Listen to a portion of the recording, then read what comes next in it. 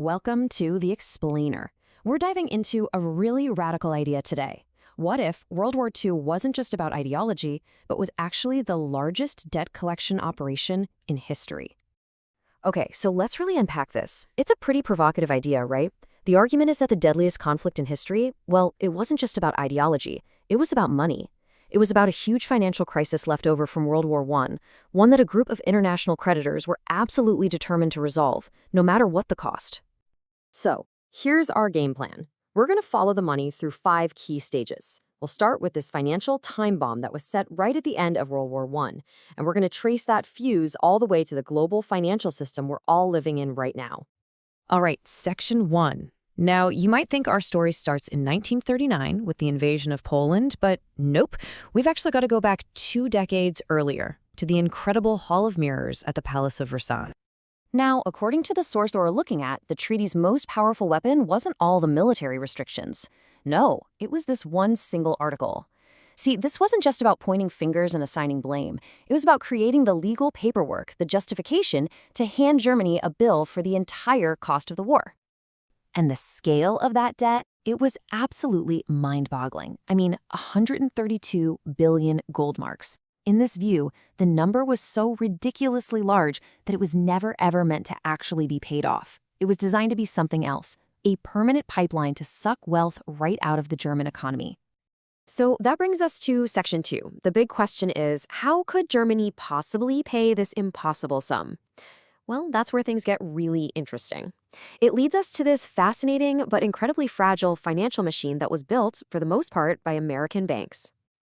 Okay, so this breaks it down perfectly. You have to see this isn't about helping Germany rebuild, it's a cycle. Step 1, U.S. banks lend money to Germany.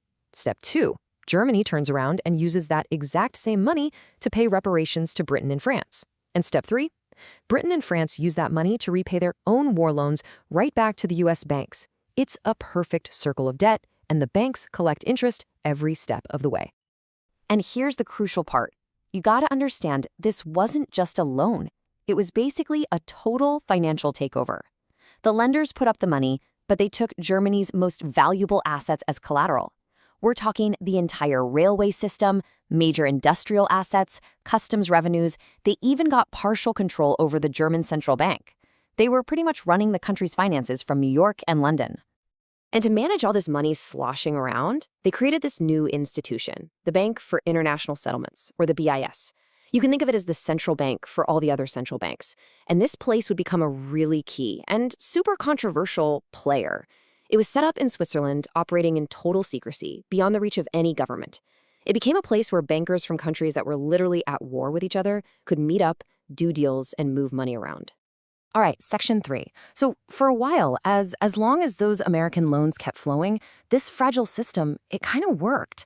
But then came the 1929 stock market crash in New York, and it was like someone just slammed on the brakes of the entire machine. Everything, and I mean everything, changed. The second those American loans stopped, the German economy didn't just stumble, it completely collapsed. You can see the unemployment numbers here just skyrocketing. And in that kind of social and political chaos, well, you create the perfect breeding ground for political extremism. People were desperate, and they started looking for anyone who offered a radical solution. Which leads to the big question, right? How did the Nazi Party rise so quickly from obscurity to power? The source we're examining suggests that this wasn't just some political movement that came out of nowhere.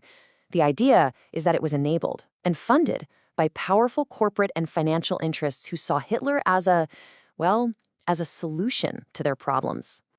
And according to this perspective, we're talking about some major players, big German and even American corporations that allegedly backed the Nazi rearmament with both money and crucial technology. Why? Well, they saw the Nazis as a way to restore order, to crush the unions. But maybe most importantly, they believed Hitler was the one guy who would make absolutely sure Germany's international debts got paid.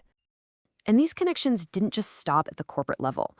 The source claims they went right to the very top. This specific example involving Prescott Bush, whose bank had its assets seized during the war under the Trading with the Enemy Act, well, it highlights a whole web of financial interests that really blurred the lines between just doing international business and actively helping a future enemy. Okay, moving into section 4, and this is where the argument leads to a really startling conclusion. According to the source, for those international creditors, war wasn't the worst case scenario. It actually became the most logical, the most rational way to finally solve the whole debt crisis. And this idea, it tries to explain the central paradox of the whole situation. Why on earth would American and British institutions keep doing business with and even funding a regime whose aggressive intentions were becoming clearer every single day? Well, the argument is pretty cynical. A strong, aggressive Germany could go out and conquer Eastern Europe, loot its resources, and use that stolen wealth to pay back its international debts. A collapsed, weak Germany couldn't pay anyone back. And guess what? Just like in World War I, the war itself kicked off a brand new cycle of massive borrowing. Through the Lend-Lease program, the U.S. was supplying the Allies, but it wasn't a gift. It meant that Britain and the rest of Europe would finish the war once again deeply in debt to the United States. This decisively shifted the entire global balance of financial power right into the hands of the world's biggest creditor. So, that brings us to our final section. What was the ultimate results of this massive global reset? Let's take a look at how the architecture of the financial world we live in today was literally built on the ruins of that war. And this is the capstone, the Bretton Woods Agreement. What's wild is that this was all hammered out in 1944 while the war was still raging. It created a whole new global financial order. And what it did, officially, was establish the US dollar as the world's reserve currency and create the IMF and the World Bank. Basically, it formalized America's financial dominance over the entire planet, putting the dollar at the center of everything, a position it pretty much still holds today. Now, this comparison is really interesting because it shows the key lesson the creditors learned from the disaster of the Treaty of Versailles. See, after World War I, the goal was punishment and extraction, which led to collapse. After World War II, the strategy was totally different: integration and control. They figured out that a debtor who completely collapses is a total loss. But a debtor that you can keep afloat, one that can make manageable payments to you forever, now that is a much more profitable asset. And this timeline, wow, it really just drives home the incredibly long tail on these war debts. Think about this. Britain made its final World War II payment to the US in 2006. And Germany? Germany made its final reparations payment for World War I in 2010. That's nearly a century after the war even began. It's just a stark reminder that these financial burdens from war, they can last for generations. And the source we're examining argues that this basic pattern, using a crisis or a conflict to generate profitable, long-term debt, it didn't end in 1945.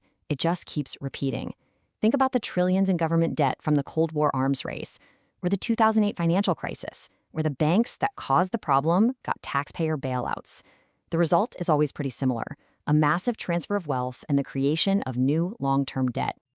So if you look at it from this perspective, the system didn't fail. It worked exactly as it was intended to. The ultimate victory wasn't won on the battlefield with soldiers. It was won in conference rooms by bankers. It created and cemented a world order where, so often, servicing debt takes priority over just about everything else. So it leaves us with this really challenging question. Is this just a simple story of good versus evil? Or is there something else going on? It's a perspective that asks us to look past the ideologies and just follow the money.